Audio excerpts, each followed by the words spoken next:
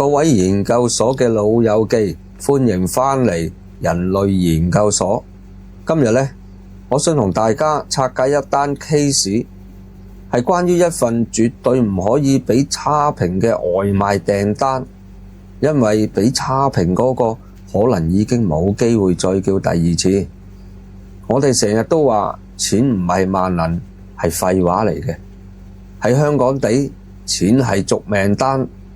尤其做我哋啲行運輸啊送貨嘅兄弟 ，CV 上寫住不怕辛苦，潛台詞就係唔怕死啊！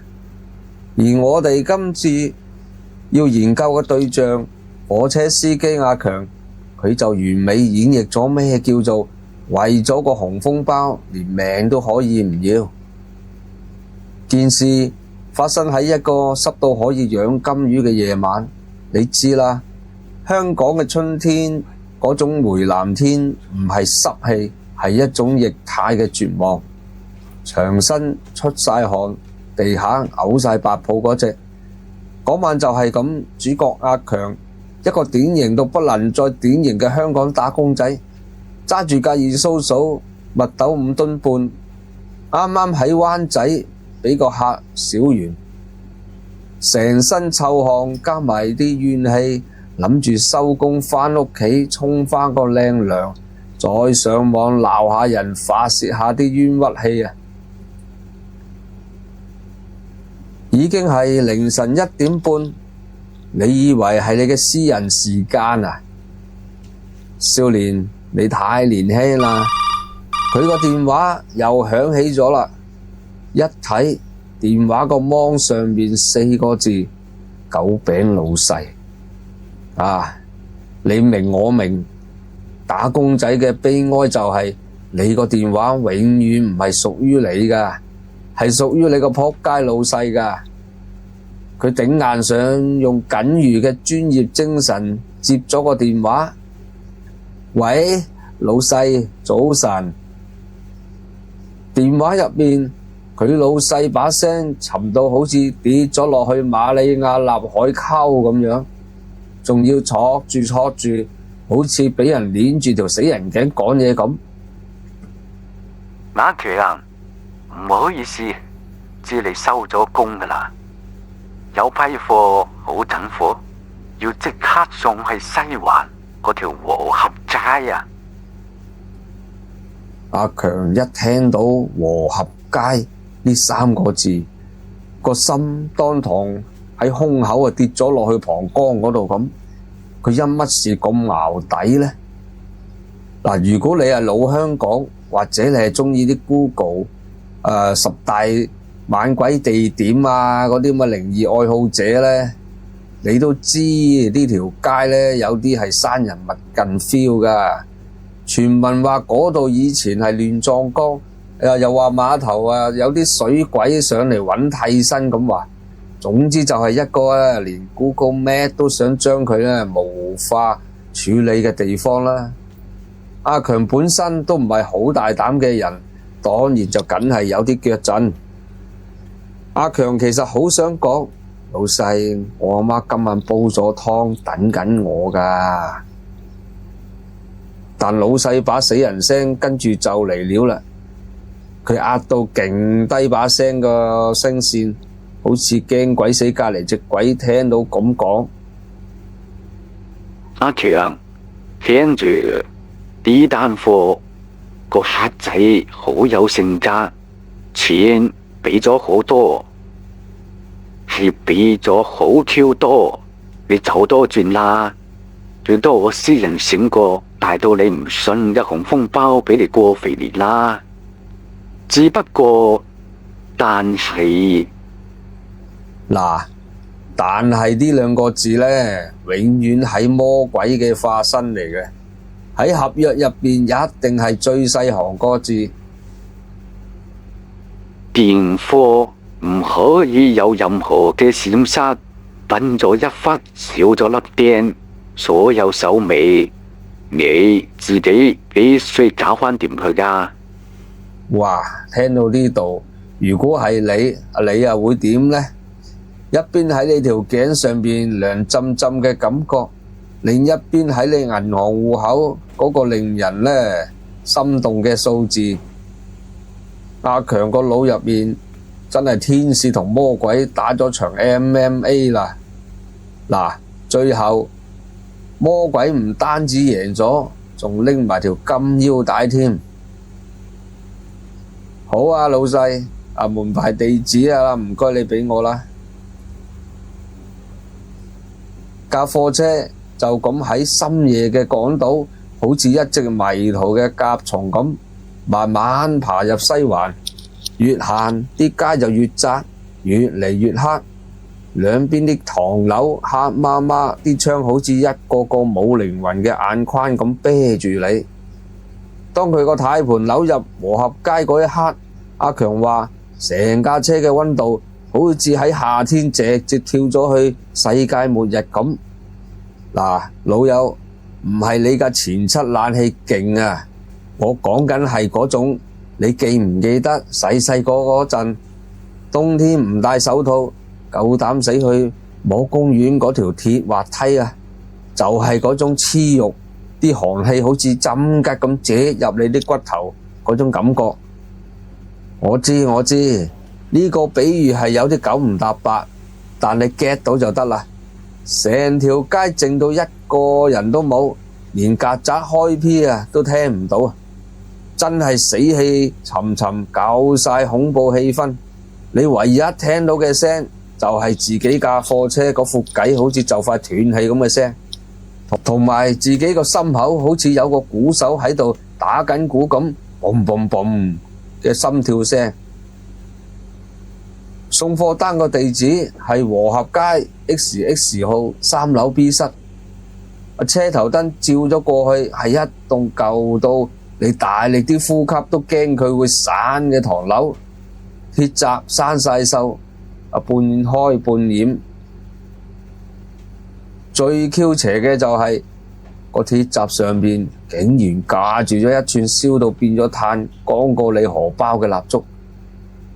喺3樓嗰個窗係成棟樓唯一一格連光都唔敢入去嗰個地方，嚇到好似宇宙嘅起點咁樣。怪就怪咗喺呢度，明明成棟樓都係一陣潮濕發霉，俗稱噏味啦，但偏偏由嗰個窗飄出嚟一陣好似有又好似冇嘅花香。師傅，嗱，你諗下啦，霉味加花香係咪有啲似你阿嫲個衣櫃底噴咗啲空氣清新劑，再加埋啲花露水嗰陣除？似乎唔對路喎。阿強當時個腦已經變咗一兜漿糊咁，但貨都要送噶，唔通同老細講隻鬼唔收貨咩？阿星都要頂硬上噶啦。搬住幾個重到好似裝咗金條嘅紙箱，乜 Q 嚟噶？推開，嘅一聲嘅生鏽鐵閘，行咗入去裏面，伸手不見五指啊，唔使講啦，黑到連你自己有冇存在過都唔知咁。佢開着手電筒一照，哇！你知唔知嗰種幾十年冇人理，積咗一層厚到可以考古嘅塵埃，然後又有啲千年滲水嗰種水泥樓梯，佢一踩落去，腳底係黐下黐下咁，好似踩住你細個玩嗰啲史萊姆咁。佢想扶一扶條扶手，點知一摸，冰凍濕滑，仲有陣好似鐵鏽溝埋過期午餐肉嘅腥味，陣味再加埋空氣嗰度越嚟越濃，嗰種甜到你啲血糖都會超標嘅花香味，搞到佢差啲當場將尋晚嗰個晚餐都嘔返出嚟。佢一步一步好似玩緊踩地雷咁行上樓，每一步都好似踩鋼線咁，行到2樓同3樓之間嗰個轉角位，佢手機電筒嘅光速突然好似溺機咁定咗格喎。佢見到一截白色嘅衣角喺3樓樓梯口，好似冇重力咁，靜靜咁垂咗落嚟。阿強個腦嗡嘅一聲，佢忍住呼吸，慢慢將光速向上移。哇！一對冇血色嘅腳踭，白色嘅旗袍裙，跟住係一個女人嘅背影。佢就咁背住阿強，好似佛企咁企喺3樓嘅梯間。佢長長嘅黑頭髮散到6條腰，佢成個人瘦到好似一陣風就可以吹走佢啲骨灰咁。阿強家陣個喉嚨就乾到好似撒哈拉沙漠咁，佢夾硬擠咗句說話出嚟：你好啊，請問係唔係3樓 B 室嘅陳小姐啊？個女人冇反應喎。阿強又再鼓起咗勇氣，大聲咗少少咁講，但係把聲已經震到好似就快要冧樓咁。小姐，我係送貨嘅。你睇下香港人幾有禮貌，幾咁敬業熬業啊！死到臨頭都仲記得自己係送貨嘅，唔係嚟收數嘅。呢一次佢轉身啦，手機電筒嘅光好似舞台嗰 spotlight 咁，直射喺佢塊面嗰度。阿強話：就算有腦退化，都唔會忘記呢塊面。嗰塊面係慘白色嘅，白到好似一張未找數嘅信用卡月結單咁，冇任何血色。對眼係2個空洞嘅黑窿，好似可以將你下半世嘅好運都吸晒入去咁樣。個嘴唇係好恐怖嘅烏紫色，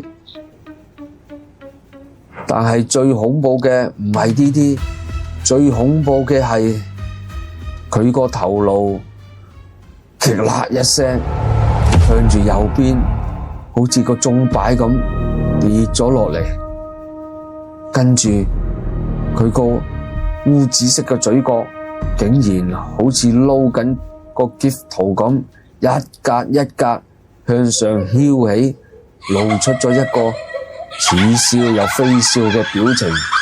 阿強嚇到條啫都縮埋，佢隻手一鬆，幾個紙箱砰一聲就跌晒落地。佢家陣一片空白，只係剩翻一個求生嘅念頭，係乜嘢？走啦！佢發癲咁轉身，用奧運選手嗰個速度衝落樓。背後佢聽到一陣好細微，但係又清晰到好似帶住 AirPod Pro 嗰啲咁嘅節落咁嘅聲，唔係腳步聲啊，係一啲又濕又重嘅嘢喺地下好優雅咁慢慢拖住嚟行嘅聲音，越嚟越近，越嚟越靠近佢咁。佢唔敢擰翻轉頭望，撲到咁衝出鐵閘，跳翻上自己架車，打時踩中油門，架貨車好似飲咗假酒咁咆哮。喺呢條咁恐怖嘅和合街，瘋狂咁逃跑啦！阿強透過佢嘅倒後鏡望咗最後一眼，嗰棟舊唐樓依然係靜靜咁喺嗰個黑暗之中，但係今次喺3樓 B 室嗰個黑洞一樣嘅窗口，佢若隱若現見到一個白色嘅影企咗喺度，好似一個盡責任嘅客人，靜靜咁望住個外賣仔離開。好啦，個古仔呢就講到呢度啦。阿強之後點樣？梗係即刻劈炮唔撈啦，錢都唔要啊！終於喺人生嘅交叉點做返一次啱嘅決定。但成件事，我哋人類研究所覺得最細極思恐嘅位，並唔係嗰隻鬼個樣有幾恐怖啊，而係更加現實嘅問題。第一，我哋第一個研究對象就係嗰位良心老細啦。佢點解會知道呢單咁特別嘅訂單？佢所謂晚料嘅客人又係俾現金啊，定係俾 PayMe 嘅呢？第二啦，嗰幾個咁重嘅紙箱入邊究竟裝咗乜 Q 嘢呢？點解個女住戶好似特登喺度等緊個包裹咁呢？我哋有一個大膽又似乎都合理嘅假設，會唔會根本就唔係送貨，係所謂餵貨呢？如果呢個假設成立，即係話喺呢個笑貧不笑娼嘅城市，一直以嚟都有唔同嘅阿強，為咗一個大到你唔信嘅紅封包，將一份又一份嘅特別外賣送到去呢個和合街3樓 B 室。咁阿強只不過係其中一個成功可以走單嘅幸運兒，至於下一個接單嘅又會係嗰個 Foodpanda 定係 Deliveroo 嘅兄弟呢？多謝你收睇今集嘅人類研究所。